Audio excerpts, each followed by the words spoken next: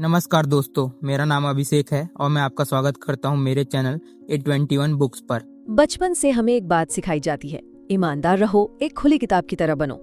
लेकिन क्या हो अगर मैं कहूं कि कॉर्पोरेट दुनिया में यही ईमानदारी आपकी सबसे बड़ी गलती साबित हो सकती है। चलिए आज इसी सोच को थोड़ा कुरेदते हैं और देखते हैं कि क्यों कभी-कभी अपने पत्ते छुपाकर रखना ही सबसे समझदारी वाली चाल होती है। रॉबर्ट ग्रीन की ये लाइन सच में सोचने पर मजबूर कर देती है ना? एक ऐसी दुनिया में जहां हर कोई एक दूसरे से आगे निकलने की होड़ में है, वहां अपनी हर चाल, अपनी हर प्लानिंग सबको बता देना, क्या ये खुद अपने पैरों पर कुल्हाड़ी मारने जैसा नहीं है? देखिए, ये सवाल सुनने में थोड़ा अजीब लग सकता है, लेकिन आज के कॉम्पिटिटिव माहौल में ये बहुत जरूरी है। जब बात प्रमोशन की हो, सैलरी हाइक की हो, तो दफ्तर का हर दोस्त, हर सहकर्मी एक प्रतियोगी बन जाता है। और ये स्लाइड बिल्कुल पते की बात कर रही है। सोचिए जरा, अगर कोई अपने सारे प्लान्स पहले ही बता दे तो वो जाने अनजाने में अपने कॉम्पिटिटर्स को तैयारी करने का और शायद आपके रास्ते में रोड़े अटकाने का पूरा मौका दे देता है।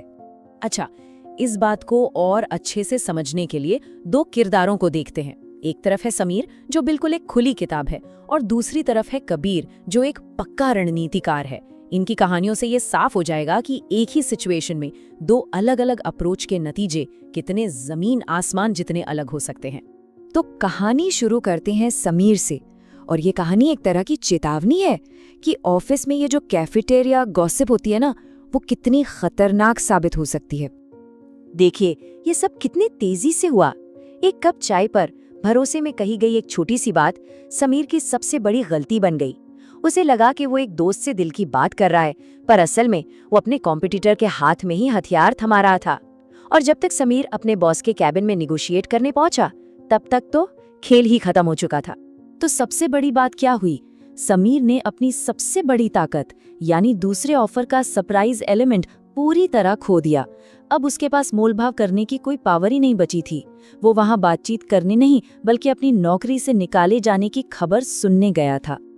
अब चलिए पासा पलटते हैं, देखते हैं कि कबीर ने इसी सिचुएशन को कैसे हैंडल किया। ये कंट्रोल और स्ट्रैटेजी की एक असली मास्टर क्लास है। कबीर का सबसे बड़ा हथियार था धुएं का पर्दा। मतलब उसने शिकायत करने की जगह कंपनी के लिए अपनी वफादारी का खूब दिखावा किया। उसने सबको यकीन दिला दिया कि वो कंपनी से बहुत खुश और संतुष्ट है, ताकि किसी को भी उसके असली इरादों की भनक तक न लगे। ये कमाल था। कबीर ने ये दिखाया कि सिचुएशन को कंट्रोल कैसे करते हैं। उसने सही वक्त का इंतजार किया, उस वक्त का जब कंपनी को उसकी सबसे ज्यादा जरूरत थी।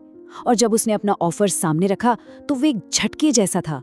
बॉस पूरी तरह हैरान था, उसके पास सोचने का या कोई और प्लान बनाने का वक्त ही नहीं था, और उसे कबीर की सारी शर्तें माननी पड़ी। तो समीर और कबीर की इन कहानियों से आखिर क्या सीखा जा सकता है?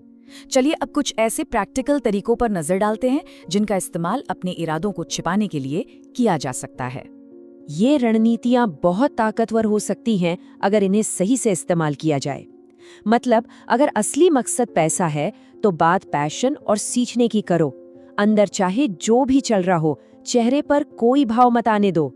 और हाँ, कभी कभी थोड़ा भोला दिखना सबसे चतुर चाल होती है, क्योंकि फिर कोई आपको खतरा समझता ही नहीं। तो इस सारी बातचीत का, इस पूरे विश्लेषण का निचोड़ क्या है? ये सब घूम फिरकर एक बहुत ही ताकतवर आइडिया पर आके रुकता है, और वो है कि खामोशी ही आपका सबसे बड़ा हथियार है। ये आखिरी लाइन पूरी स्ट्रैटेजी को एक बार में बता देती है। तैयारी हमेशा पर्दे के पीछे होती है, प्लान्स खामोशी से बनते हैं, और जब एक्शन लेने का वक्त आता है तो वो इतना तेज और इतना अप्रत्याशित होना चाहिए कि सामने वाले को संभलने का मौका ही ना मिले। और इसी सवाल के साथ हम आज की बात खत्म करते हैं। अपनी प्रोफेशनल जिंदगी के बारे में सोचिए, क्या कोई समीर की तरह अपने सारे पत्ते खोलकर खेल रहा है, या फिर कबीर की तरह खामोशी से अपनी अगली चाल की तैयारी कर रहा है? चुनाव हर किसी का अपना है।